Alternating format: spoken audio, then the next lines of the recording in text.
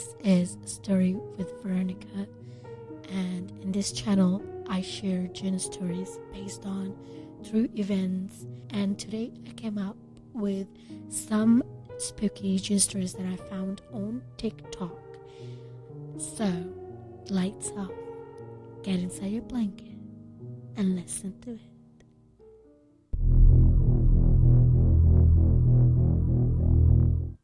This was the craziest thing that ever happened to me, and what made it worse is my mom didn't believe me at the time. So my mom was inviting her friends and two of my aunties over for a tea, and she kept telling me and my brother the night before to make sure the house was clean. The next day, I woke up late in the afternoon, around 2 p.m., and I went downstairs in my pajamas, and from the corridor, you can see the kitchen at the end. The kitchen door was half open, and I could see my mom. I could see my mom's friend and two of my aunties. Some were on the dining table, some were walking around, just lots of movements. I didn't want to go greet them because I wasn't really appropriately dressed. I was going to make an entrance later on, so I went back upstairs to my room. They were laughing, they were loud as usual when they come over every once in a while. Meanwhile, I was upstairs, chilled in my bed again, went to the bathroom to freshen up. I jumped on FaceTime with my cousin, then I heard the doorbell ring downstairs.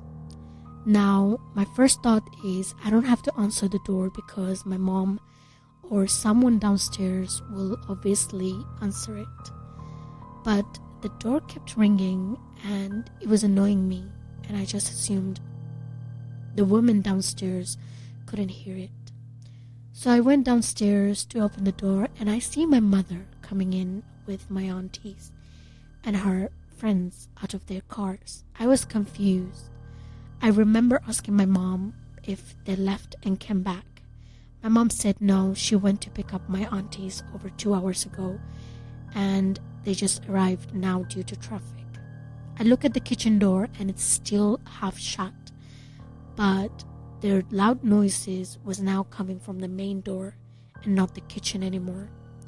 My mom was carrying food, and I went into the kitchen with her because I was now getting goosebumps. And when we went into the kitchen, there were dirty plates everywhere. There was chicken bones stacked up near the bin on the floor. My mom gave me the death stare because she thought I messed the kitchen up when she cleaned it in the morning. And I told her it was you guys, and she ignored me. And they all went into the kitchen to clean and set everything up. I was starting to get worried. I ran upstairs and called my dad. I explained everything, and my dad was shocked, but also started to chuckle, and he said to me, "This is why I always tell you and your brother to pray.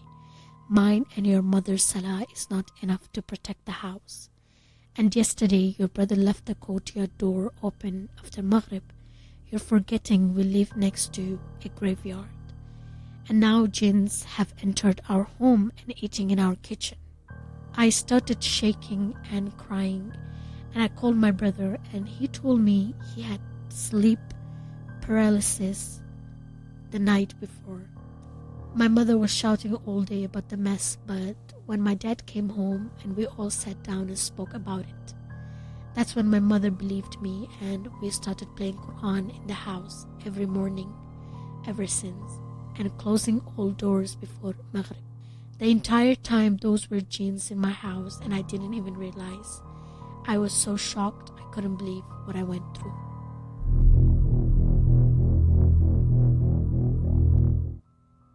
This happened to my close family member. So, my aunt had many problems with her ex-husband. My aunt is an Arab and her ex-husband was an Asian, and they have 3 kids together. So one day she went to her in-laws' house along with her ex-husband and a sheikh to speak with her ex-mother-in-law and father-in-law. My aunt's initial reason for going to that house was to ask for a divorce, but the in-laws wanted to do a reconciliation meeting. My auntie explained to the sheikh that she doesn't feel their marriage is working and she wants her husband at the time to accept a divorce. Her ex-husband started accusing her and telling the sheikh the reason she wants a divorce is because she has jinns with her.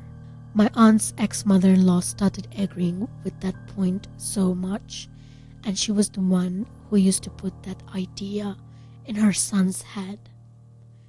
My aunt's ex-father-in-law was the only one who defended her. He was on her side. The sheikh then said to remove this evil accusation, he will recite some Quran to clear everyone's doubt. The sheikh himself was confused whether it was a divorce or reconciliation meeting because they were all saying different things.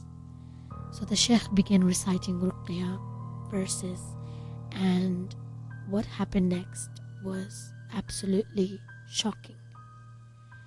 There were 2 jinns present within the 5 of them at the meeting. My aunt's ex-husband and father-in-law reacted to the Quran recitations. They started shaking, screaming, wailing. It shocked my aunt and the sheikh. The 2 people who were afflicted by jinns were the ex-father-in-law and ex-husband. The sheikh was trained to do exorcism, of course, but he wasn't mentally prepared to do one that day. He thought he was going to fix a marriage, not perform exorcism. He asked the jinns why they have possessed the 2 males.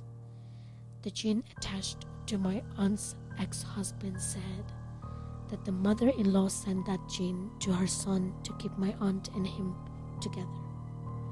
My aunt's ex-husband had some disability, mental issues, which was hidden from her before marriage because it was an arranged marriage. The mother-in-law wanted to keep the family together, and she thought my aunt wouldn't accept him, so she did a strong black magic to lure my aunt to stay in the marriage. The black magic came with a jinn, and when the sheikh asked the father-in-law, that jinn said the mother-in-law also sent that jinn many years ago so she could control her husband. The sheikh was in absolutely disgust and was shocked. My aunt's ex-mother-in-law did sihr on her own husband and son. The Quran the sheikh was reading was so strong. The 2 jinns attempted to jump out of the ex-husband and father-in-law and enter the sheikh to shut him up, but it backfired. My auntie saw this and she ran out of the house. The next day, she took her kids and went to stay at her mother's house. She paid a lot of money for a khula, which is when the wife divorces the husband in Islam, and she said she never wants to see that family ever again. I was at home and I lived with 3 brothers and my parents. However, my dad was at work back then when this incident took place. One of my brothers kept saying he heard some weird noises, but we couldn't hear anything. He kept repeating, "Who's that in the corner?" over and over again. But each time his voice went deeper and it did not sound like him. He claimed that he saw our dad even though our dad was at work. He said our dad was sitting alone in the corner of the room with his back faced to us. Like I said, we could not see anything. We were so worried, so we called our grandma to our house. When she came, she recited the ruqya on him, and our brother was so angry, he kept running away from grandma and and kept covering his ears with his hands. He was so annoyed, but the ruqya was so strong and it overpowered him eventually. He fainted on the spot. He woke up 10 minutes later and his memory was erased. He could not remember anything. Our grandma told him he was possessed by a jinn, and the jinn did not like the ruqya, which made the jinn leave the body of our brother.